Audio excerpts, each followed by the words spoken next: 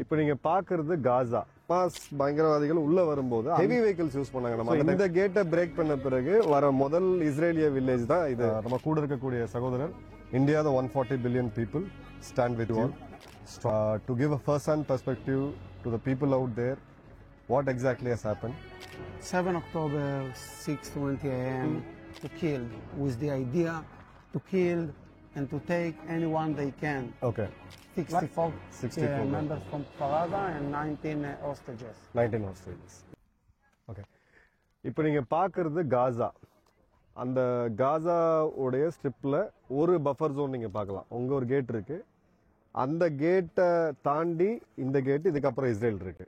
So முதல்ல Hamas பயங்கரவாதிகள் உள்ள வரும்போது அந்த கேட்டை பிரேக் பண்ணியிருக்காங்க. ஹெவி வெஹிக்கிள்ஸ் யூஸ் பண்ணாங்க. நம்ம அந்த டைமே வீடியோ போட்டிருந்தோம். மேசிவான எர்த் மூவர்ஸ் ஹெவி வெஹிக்கிளை வச்சு பிரேக் பண்ணது. செகண்ட் பிரேக் பண்ணது இந்த கேட். ஸோ இந்த கேட்டை பிரேக் பண்ண பிறகு வர முதல் இஸ்ரேலிய வில்லேஜ் தான் இது. அண்ட் இந்த இடத்துல நம்ம வந்து பார்க்கும்போது நம்ம கூட இருக்கக்கூடிய சகோதரர் first of all sincere regrets for what has happened here. India, the 140 billion people, stand with you, strong. There is no place for terror in humanity. What has happened, it really pained us. That's why we came all the way from India to meet you all, to give a first-hand perspective to the people out there, what exactly has happened. What the world is seeing today is the Israeli Defense Forces action on Hamas and their associates. But what triggered that was October 7, 2023. Can you just tell us what exactly happened when they came and broke the gate and entered your village? 7 October, 6:20 a.m. Alarm, shooting, bombing alarm. Okay. And then when they bombed, they just got inside they crossed the fences, they bombed the fences Okay. on Gaza, and then they came by tenders, by youths, Okay. bombed the gates here with RPGs, with grenades, with weapons, fully weaponed. Okay. They came to kill with the idea to kill and to take anyone they can, Okay. like terrorists. Okay. How many people roughly entered this village? Your village? Terrorists with weapons, nearly 350. 350. Yeah. How many people got killed? 64 64 members from Faraza and 19 hostages. 19 hostages. Yeah. How many hostages are back and how many are yet to come? 17 came back, and we Okay. have two more, Gali and Zivi, the twins. They Okay. are still They're still under the there, captive. inside there. Gaza. Yes. I pray that they're alive. We all pray. And where do we go from here? Do you see this relation getting normalized? Can we see Palestinians and Israelis come back to where it was at least way back in 2007?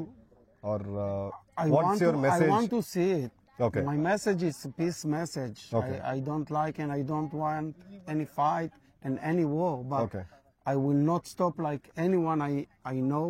Okay. And anyone you know, I will not stop till I will break my brothers and my sisters and my people, Okay. because they are on place they are not should be there. Okay. So as soon that they will come back, all the other things can be solved. And of course, we all want peace. Yeah. We all want to live quietly, Right. to grow up our kids and to see our future, and not to go backward. We all want to go forward. Forward. But we're fighting for the justice, and this is what the most of the world don't understand. Okay.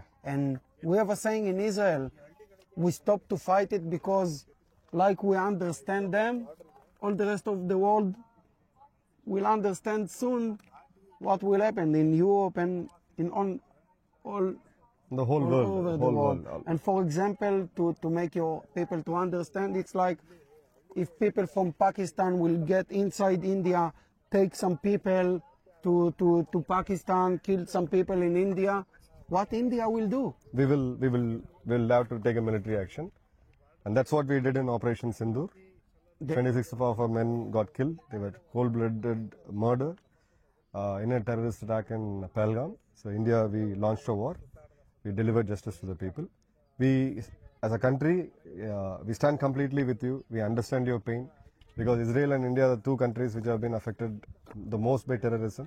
So both the countries will share the same sentiments. I wish God gives us peace and harmony very soon, and I stand together on behalf of my country. I express my sincere condolences to you and your family. Namaste. Thank you very much. Okay, இப்போ இந்த கிராமத்தை சேர்ந்த அந்த நண்பருடைய கருத்துக்களை கேட்டோம். அவர் ஒரு கேள்வி வைக்கிறாரு. உங்கள் நாட்டுக்குள்ளே பாகிஸ்தானியர்கள் புகுந்து அங்கே இருக்கக்கூடிய பயங்கரவாதிகள் உங்கள் மக்களை கொண்டுட்டு இங்கேருந்து துணைக்கு தூக்கிட்டு போயிருந்தாங்கன்னா நீங்கள் என்ன பண்ணுவீங்க அப்படின்ட்டு. நான் சொன்ன பதில், கண்டிப்பாக அதுக்கு உண்டான நியாயம் தேவை. ஆப்ரேஷன் சிந்தூரில் நம்ம பார்த்தோம், பஹல்காமில் 26 நம்மளுடைய மக்கள் இந்தியர்கள் கொல்லப்பட்ட பிறகு இந்தியா இராணுவ நடவடிக்கை எடுக்கிறதுக்கான ஒரு கட்டாயம் வந்து உருவாச்சு. இராணுவம் அப்படின்றது the last level of diplomacy அப்படின்னு சொல்லுவாங்க. அந்த வகையில் இந்த அக்டோபர் 7 இந்த 2 கேட்டையும் உடச்சிக்கிட்டு காசாக்குள்ளே வந்து இந்த நடந்த நிகழ்வை நம்ம பார்த்தோம். அந்த கிராமமே வந்து ஒரு இருண்ட ஒரு பேய் கிராமம்னே நம்ம சொல்லலாம். ஹாண்டட் பிளேஸ் மாதிரி இருக்குது. இன்றைக்கி பல நாடுகள்லேருந்து பத்திரிகையாளர்கள் இங்கே வந்து இதோட ஸ்டோரி என்னன்றதை எடுத்துகிட்டு போகிறாங்க. காசா மக்கள்கிட்டையும் நம்ம பேசணும். பட் இப்போ இருக்கக்கூடிய சூழ்நிலையில் காசாக்குள்ளே நம்ம என்ட்ராக முடியாது. ஸோ அப்போது இவங்களுடைய தரப்புலேருந்து பார்க்கும் பொழுது ஒரு விஷயம் ரொம்ப தெளிவாக தெரியுது. ஃபஸ்ட்டு இது நடத்தப்பட்டது ஒரு படுபயங்கரமான ஒரு பயங்கரவாத தாக்குதல். அதுக்கு எந்த ஒரு காரணமுமே நம்ம கொடுக்க முடியாது. டெரரஸ் நோ ஜஸ்டிஃபிகேஷன் அப்படின்னு சொல்லுவாங்க. அந்த வகையில் நம்ம நாடு பயங்கரவாதத்தால் இது வரைக்கும் அதிகமாக பாதிக்கப்பட்ட ஒரு நாடு.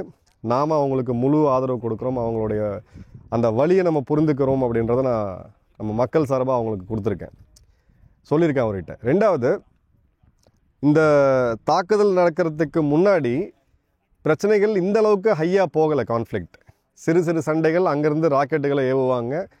இவங்களுடைய அந்த பங்கர்ஸ் அப்படின்றது இருக்குது. ஸோ ராக்கெட்டுகள்லேருந்து தங்களை சமாளிச்சுக்கிறதுக்கு அது ஒரு இயல்பு வாழ்க்கையாகவே போயிடுச்சு. ஸோ ஒரு பெரிய லெவலில் எடுக்கலை. அதன் பிறகும் பார்த்தீங்கன்னா பல காசாவிலேருந்து இருக்கக்கூடிய பாலஸ்தீன் மக்கள் இங்கே வந்து விவசாய வேலைகள் பார்க்குறதும், இதே இடத்துல 2 மக்களுமே சேர்ந்து விவசாயம் பண்ணக்கூடியதெல்லாம் பார்க்குறோம்.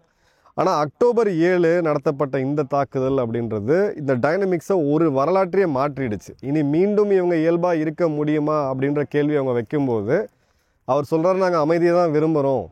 எங்களுடைய சகோதரர்கள் 2 பேர் இரட்டையர்கள், அவங்க எங்களுக்கு திரும்ப கொடுத்துருங்க. இந்த பிரச்சனை இதோட வேண்டாம், நாங்களும் அமைதியாக வாழணும், எங்களுக்கு சண்டை போடணும்னு ஆசை இல்லை. ஆனால் எங்கள் மேலே நடத்தப்பட்ட தாக்குதலுக்கு எங்களுக்கான நியாயம் வேணும் அப்படின்றாங்க. இப்போது அங்கே பார்த்தீங்க அப்படின்னா ஹமாஸ் கொல்லப்படுறாங்க, ஆயுதம் எடுக்கிறவங்க ஆயுதங்களால் இறப்பாங்க, அது வேறு விஷயம். ஆனால் பொதுமக்களுடைய நிலைமையை நம்ம யோசிச்சு பார்க்கணும். ஸோ அப்போ இந்த ட்ரிகர், இந்த மொத்த சூழ்நிலை கம்ப்ளீட்டாக கொலாப்ஸ் ஆனதுக்கு இந்த அக்டோபர் 7 நடத்தப்பட்ட இந்த பயங்கரவாத தாக்குதல் ஒரு மிகப்பெரிய காரணமாக இருக்குது. பட் ஒரே ஒரு நல்ல விஷயம் என்னென்னா, மக்கள் இன்னுமே அந்த அமைதி பார்வையில் அந்த கோபம் தணிஞ்சிருக்கிறத நம்ம பார்க்க முடியுது. பட் இந்த இடத்துல ஃபர்தராக இது எங்கே போகும் அப்படின்ற போது கொஞ்சம் வரலாற்றை திரும்பி பார்த்தா ஆஸ்லோ அக்கார்டாக இருக்கட்டும், இல்லை அதுக்கு முன்னாடி போடப்பட்ட அமைதி ஒப்பந்தம், இது எல்லாமே இவங்க நாட்டு உள்நாட்டு அரசியலுமே இருக்குது, இங்கே இருக்கக்கூடிய உள்நாட்டு அரசியலுமே இருக்குது. ஒரு இடத்துல நம்ம கவனிக்க வேண்டியது, அமெரிக்கா மற்றும் மேலை நாடுகளுடைய அந்த சமாதான பேக்கேஜ் எல்லாமே டெம்பரரியாக தான் இருக்குது. அது ஒரு பெர்மனன்ட் சொல்யூஷனை கொண்டு வரலை. அந்த வகையில் இரு நாடுகளும் இருக்கணும்னு நம்பக்கூடிய ஒரு மிக முக்கியமான நாடு இந்தியா. 2 நேஷன் தியரியை நம்ம பல காலகட்டங்களில் இது சப்போர்ட் பண்ணுறோம். அப்போ 2 நேஷன் தியரியை சப்போர்ட் பண்ணும்போது இந்தியாவுக்கு ஒரு மிக முக்கியமான பங்கு இருக்குது. ஏன்னா நம்ம ஒரு நியூட்ரல், 2 சைடுமே நம்ம வந்து கேட்கலாம், இது பண்ணலாம். பாலஸ்தீன் மக்களுக்கு வருடம் $66 மில்லியன் அளவுக்கான பொருளுதவி நம்ம செஞ்சுக்கிட்டு இருக்கோம். நிறையா மருந்து பொருட்கள், உணவுப் பொருட்கள் இங்கே அனுப்பிச்சிக்கிட்டு இருக்கோம். அதே சமயம் பார்த்திங்கன்னா இஸ்ரேல் நமக்கு ஒரு மிக நெருங்கிய நட்பு நாடு. பல இடங்கள் நம்ம இஸ்ரேலோட கொலாபரேஷனில் இருக்கோம். ஸோ இந்த பிரச்சனையை தீர்த்து வைக்கிறதுக்கு நம்ம நாட்டுக்கு ஒரு ரோல் இருக்குது. கண்டிப்பாக அதை நம்ம முன்னெடுப்பாங்க அப்படின்றது, எடுக்கணும் அப்படின்றது தான் என்னுடைய ஒரு விருப்பமாகவும் இருக்குது. ரெண்டாவது, இப்போது இது எங்கே போகும் அப்படின்னு நம்ம கேட்டோம் அப்படின்னா, இப்போதைக்கு இந்த பிணைய கைதிகள் திரும்ப வரணும். வந்த பிறகு காசாவில் இருக்கக்கூடிய இஸ்ரேலிய இராணுவம் அவங்களும் திரும்ப வரணும். 2.5 வருஷம் காம்பேட் ஜோனில் இருக்கிறது வந்து எந்த வீரருக்குமே நீங்கள் நினச்சி கூட பார்க்க முடியாது. அதனால் எப்படி அதை விவரிக்கிறதுன்னு தெரில. காம்பேட் ஜோனில் இருக்கிறத விட கொடுமை வந்து எதுவுமே கிடையாது. நம்ம நரகத்தை பற்றி பேசுகிறோம், நம்ம நரகத்தை வந்து அனுபவிக்கக்கூடிய ஒரு பகுதியாக தான் ஒரு காம்பேட் ஜோன் அப்படின்றது இருக்கும். ஸோ அந்த இடத்துல அவங்களுடைய மனசோர்வுமே நமக்கு வந்து புரியும். ஸோ அவங்களும் திரும்ப வந்தால் தான் இவங்க இயல்பு வாழ்க்கைக்கு வர முடியும். அதுக்கப்புறம் 2 பகுதிக்கும் நடுவில் பார்த்தீங்கன்னா இந்த நோமேன் ஜோன் அப்படின்றது ரஃபாக ஒரு 150 மீட்டர் தான் இருக்குது ஒரு பஃபர் ஜோன்னு. இந்த பஃபர் ஜோனை ஒரு 5 கிலோமீட்டர் அளவுக்காவது கொண்டு போகணும். பாகிஸ்தானில் பல பகுதிகளில் நம்ம அந்த பஃபர் ஜோன்ஸ் கிரியேட் பண்ணியிருக்கிறோம். ஸோ அந்த பஃபர் ஜோன் கிரியேட் பண்ணப்பட்ட பிறகு தான் இந்த இடம் ஓரளவுக்கு அமைதியாக வரும். அதே மாதிரி இந்த ஹமாஸ் மற்றும் அதாவது வெஸ்ட் பேங்க் மற்றும் காசாவில் இருக்கக்கூடிய அந்த மொத்த அரசாங்கமுமே யாரோ ஒருத்தர் கண்ட்ரோலில் ஒரு மக்களால் தேர்ந்தெடுக்கப்பட்ட பயங்கரவாதத்தில் ஈடுபாடு இல்லாத நம்பிக்கை இல்லாத ஒரு அமைப்பு வேணும். இப்போதைக்கு அது பாலஸ்தீன் அத்தாரிட்டி தான். அவங்க ஆட்சியில் ஒரு அட்மினிஸ்ட்ரேஷனோட உலக நாடுகள் பல அட்மினிஸ்ட்ரேஷனில் பல நாடுகள் தேர்ந்த நாடுகள் இருக்குது.